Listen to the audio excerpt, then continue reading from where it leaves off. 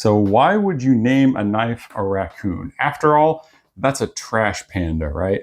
Well, trash pandas are smart, they're adaptable, and they're not too fancy to get down and dirty when they need to get something done. And that, to me, sounds like a great EDC knife. And this really is a great EDC knife. So today we're going to be comparing this to the Benchmade Bugout and the Hogue Deca. And this actually compares quite favorably to either of those knives. First of all, we're going to talk about usability and edge retention. So this knife did 450 cuts in my edge retention test, and I want you to see how sharp this knife still is. I have not sharpened this knife since doing those 450 cuts, and you can see it is still cutting very cleanly. That is among the best edge retention that I have ever seen on a knife. 14C28 end blade, so I'm not horribly surprised. The Benchmade only did about half that well. The Hogue Deca was really close, but it wasn't quite that good. This is the MagnaCut version that I have. The shorter blade on this knife is going to limit you a little bit with cutting rope and fibrous material. You can see that's still doing quite well, but I do have to be careful about where I place it on the blade in order to get a good cut there, just because it's a short blade. It's an EDC knife. The shallow belly in the blade there does help because it doesn't want to slip off the end of the knife because there's not too much curve there. I think this is a little too much curve in the Bugout.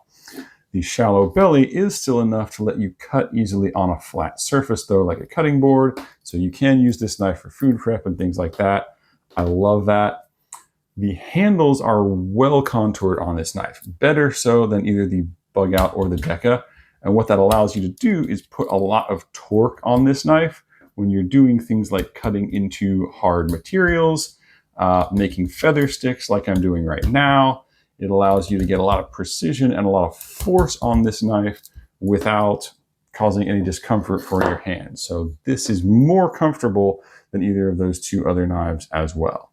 One thing to mention on this knife is that the blade did loosen a little bit during testing. You can see just a little bit of wiggle there.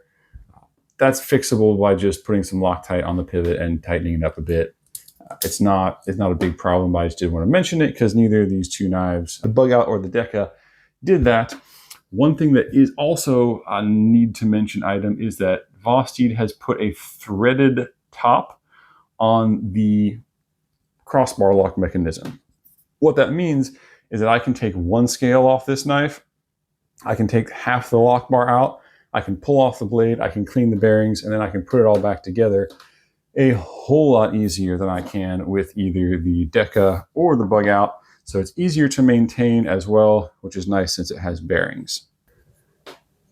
So what are my conclusions on this knife? This is, bar none, one of the best EDC size small knives I have tested. I like it better than the Bugout for sure. I even think I actually like it a little better than my Deca, which I never thought I would say because this is one of my favorite small knives. I absolutely love this. It earns the Knives Sports Adventures seal of approval, absolutely and for sure. So yeah, I am now a fan of trash pandas. Again, living out in the country, I never thought I would say that. So definitely an excellent knife, and you should consider it if you are in need of something in this size.